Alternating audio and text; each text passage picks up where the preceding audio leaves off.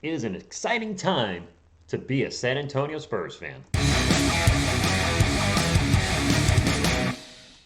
What is up, San Antonio Spurs fans and any NBA fans checking in? Welcome to TSR Sports. I saw this mock draft by the Sporting News this morning. I thought, you know what? A lot of fans have been asking me, what do you think the Spurs will do in the draft?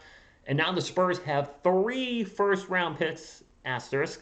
The Raptors have to make the playoffs for that to come true, and the Celtics have to not totally just fall apart. But 3 first-round picks and so many options. So I thought what I'd do is look at this mock draft that they did, take a look at where we're picking, because a lot of folks are asking where we're picking right now if the season ended today, but also talk about after we go over the mock draft by the Sporting News.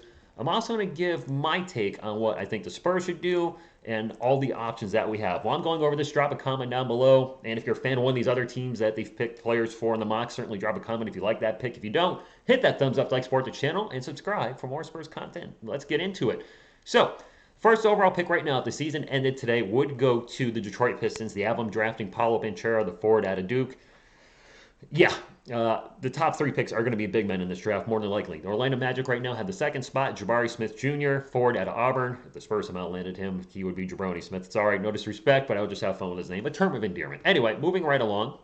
The Houston Rockets, fellow Texas rival, right now drafting third, and they would take Chet Holmgren, forward center out of Gonzaga, the 7'1" big man. Moving on to number 4, the Oklahoma City Thunder, Jaden Ivey, guard out of Purdue. 5th pick, Sacramento Kings, Jaden Hardy, guard out of League Ignite? G-League? G-League Ignite. Okay. Portland Trailblazers, pick number 6. Man, they are falling apart. They're just... Whew, the tank is in over there, I think. Keegan Murray, forward out of Iowa. 7th pick, the Indiana Pacers, Johnny Davis, guard out of Wisconsin. And now our San Antonio Spurs with the 8th pick. That's right. If the season ended today, we would have the 8th pick, our highest pick in the NBA draft since Tim Duncan in 1997, who was the first overall pick. He is a center, 6'10", 235 pounds out of Memphis, 18-year-old freshman. What did they have to say about Jaylen Durant if the Spurs picked at this spot? Durant hasn't had the start to his freshman campaign that most may have expected, but he's starting to turn it on. The 18-year-old is still one of the most physically gifted players in this class with unmatched strength. Ooh, I like that.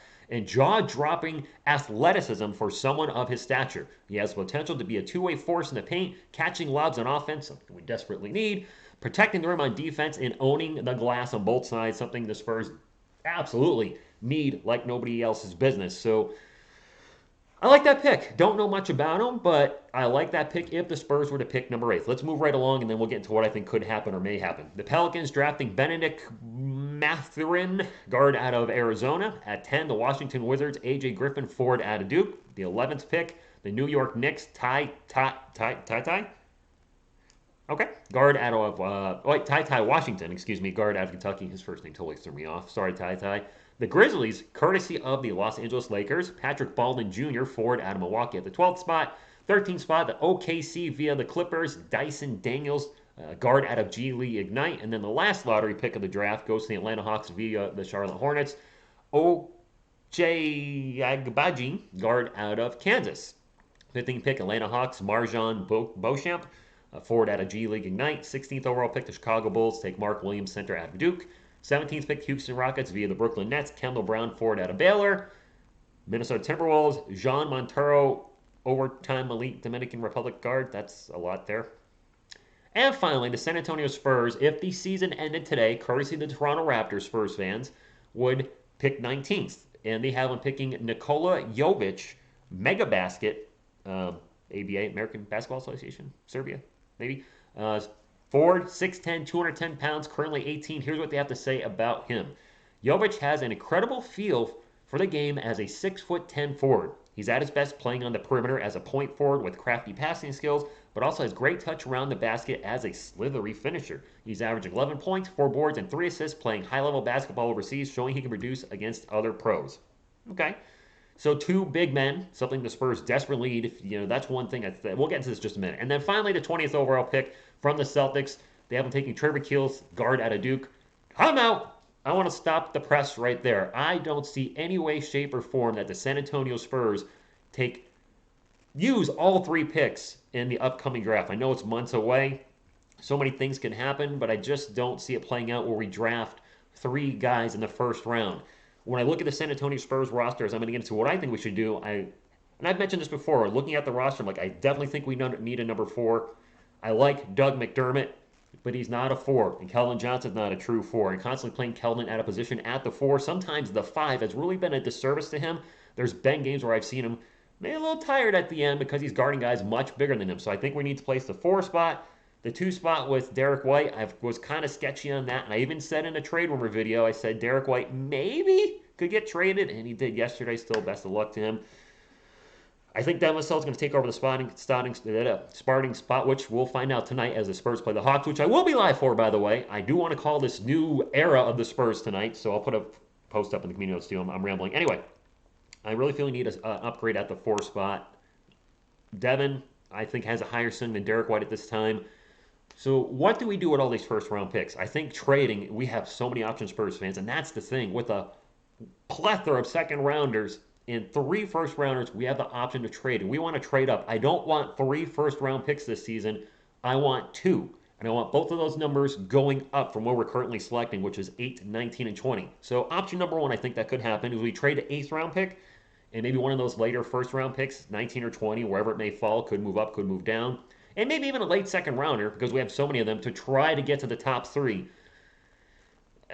Now, will the Detroit Pistons, the Orlando Magic, or the Houston Rockets be willing, especially the Rockets, willing to trade with an in-state rival and in-conference rival? Will they be willing to trade with the San Antonio Spurs? Would they be willing to move down with these 3 big guys available? I don't know. That's optimal. If we could trade and get to the top 3, giving up 3 picks for that top pick to get the big man of the future, preferably a power forward, I think that's the spot we really need help, then that would be optimal. The other option could be, of course, is to trade another one of those second rounders and the other 2 first rounders we have to try to get that up to a lottery pick. So let's say trade 19 and, wait, I'm getting a little confused. Where are we? Trade 19 and a second rounder, to try to move up. There's so many things going on with the Spurs with picks, my apologies, to maybe try to get up a few spots there as well.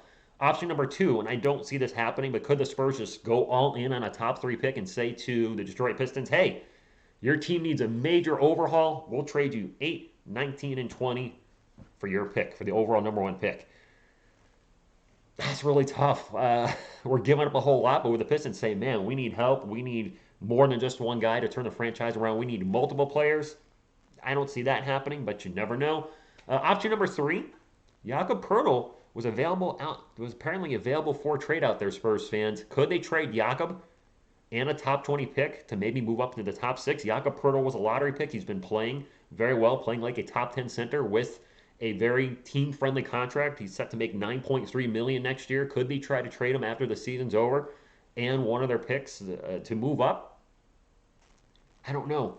And that's the thing, again, options. Could they trade, if they move up to 6, could they trade, 6 and 19 with the Jakob Purdle trade 6 and 19 and go into the top 3? That we have so many options. That's what makes this tough to talk about a little bit, is the Spurs can do so many things with all this draft capital. And if they don't think Jakob Purtle's the guy, they could also package a draft pick and him to try to go up in the draft. Not to mention the fact we have Zach Collins looking pretty good off the bench. Now, I don't know if he's the answer in the, a possible starter, but let's say Jakob Purtle keeps playing the way he is for the rest of the season, plays like a top 10 center, but Zach Collins off the bench, and I assume he's going to get better as the season progresses, as his cardio gets more in line with the NBA style of play, if you will, as he gets more acclimated to his team, even though he's got some new teammates coming in today. If he can give us 75% of what Jakob Purtle gives us on defense, but 150% of what he gives us on offense, because he's a better free throw shooter and he is a stretch 5, he's got a jumper, Jakob scoring. I like Jakob, but it's all confined to the paint. Could the Spurs have seen something with Zach Collins, and that's why the Jakob Purtle trade thing was out there? They wanted a lot for him, but maybe they were just testing the market. And now with all these first-round picks, after the season's over, could Jakob be on the trading block? I like Jakob. I really do. I like all the guys on our team. Maybe I don't think they fit, but I'm rooting for all of them. Lonnie Walker was rooting for him. Derek White, while I was frustrated with him this season, rooting for him. But could the Spurs do more trades after the season? Plus, we're going to have some salary cap room. Derek was the highest paid player on our team. He's set to make $18 million, I believe, next season. That's going to free up some cap. Some of these other players we got, like Josh Richardson, I don't think they're here for the long haul. Maybe they package him in a trade. Options, options, options. You've all been saying you want to rebuild. The Spurs finally went full in on a rebuild, and we're here. And you know what? I'm glad we're doing it. I know Brian Wright, Patfo, everybody gets a lot of criticism of the Spurs front office, but I think they're making strides to finally rebuild this franchise. Some Spurs fans have said this should have happened last year, but you know what? The Spurs, in case you forget, were in fifth place. And then health and safety protocol came along and absolutely derailed that team left and right, and they just watched themselves fall right out of the top 8 seed and then into the play-in, and then they were done. We did make the play-in, right, last year, right? Yeah. So I get why they were still trying to go last year. Plus, that was DeRozan's last year in his contract. Ended up working out in the end. A lot of our vets went to winning teams. Thaddeus Young on a winning team, and I gotta say, Drew Eubanks, man, that sucks. If you haven't heard, he's already been cut. Um, I didn't see that coming. I thought the Raptors would keep him as depth, but makes that trade actually look a little worse for the Raptors because if they make the playoffs, they essentially traded a first-round pick for Thaddeus Young. I don't think he's worth it at this point in his career, but if it helps him win some games, then so be it. And again, Spurs fans, we got to root for the Raptors to make the playoffs. They have to make the playoffs. If they make, a playoff seed but lose to a play-in, if they fall to 7th or 8th and lose to a play-in team and they're out, then I believe that lottery pick goes back to them and it's going to be that protected lottery pick, and we're not going to have it this season. And we want these 3 first-round picks. So that's all I got, Spurs fans. Want to do a quick video on this. There's so much to be excited about the San Antonio Spurs having so much draft capital build around DeJounte Murray. He's an all-star. And I know, actually, before I close up, I know some Spurs fans have said Keldon Johnson's not the guy. He's not good enough, whatever. And I just want to say, have a little patience with Keldon. Yes, I'm a little biased. He's my favorite player, and I have his jersey. That being said, this is DeJounte Murray's 6th season in the NBA. I know he missed the year because of his torn ACL, but this is still year number 6, and he's a first-time all-star. Don't hashtag me just because of injury.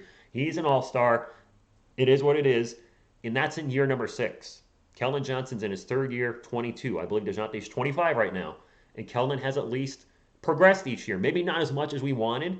I think a lot of Spurs fans were hoping he would average 18 plus per game this year. That's what I was hoping, but he has progressed each season from 9 to 12, to 15. He's become an excellent three-point shooter at times. Starting the season at 14%, I believe, first 10 games. Now he's up to a low 40s.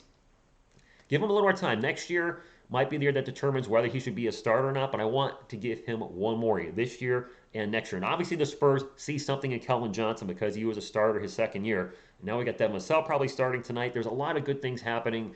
We're probably going to lose some games along the way because of team chemistry, having some new players in, and just, Derek White, say what you will, he was struggling offensively. He still played very good defense. One of the best in the NBA at taking charges. But, you have to do what's best for the team. And I will say, getting to think about it over the last, however many hours since the trade, it was the right move. Huge contract when it comes to the current roster makeup. And DeJounte and Derek starting was not working. Would Derek have worked off the bench? Maybe. He's going to start in Boston. They're a playoff team, so I wish him well. And I cannot wait to this draft. I will do more mock drafts in the future, Spurs fans, if you're still here. Just probably not another one right now. This was just a spur of the moment. No pun intended. Trying to, see where would we pick and what options we have. And I realized as making this video, as getting ready for this video, we have so many options. But the thing I think the Spurs need to do, that Brian Wright need to do, that Popovich need to try to make happen is we need to trade up. Need to trade up. I don't want to see us draft 3 players. And if we pick at number 8, the season ended today, maybe we'll slide up a little there because of, things. But even if we pick 6, 7, or 8, then do something with 19th and 20th pick and move that up. Of course, the last thing I forgot to mention is there's also optimal scenario, which could happen where the Spurs don't pick 8th. One of those lottery balls comes up Spurs in the top 3 picks, and we have a top 3 pick, and then that changes everything. If we can land a top 3 pick, then we are set, no doubt. That would be obviously the dream for the Spurs. First overall, of course, is what we all want. But if we can get a top 3 pick, and the ping pong ball goes our way, still trade that 19 and 20, throw a 2nd round in there to trade for, if you can move up to 12, 13, 14, and get 2 lottery picks, and that's the goal. I think that's the end goal. The one thing I want to take away from this video, if you're watching still at this point, is our goal, the Spurs organization, and as fans, the team should try to get 2 lottery picks in this year's coming draft and move up if they can, if the balls don't fall our way. I'm excited, Spurs fans. I'm excited. I'm about to sneeze, so I want to thank you all so much for tuning in. Until next time, and as always, go Spurs, go!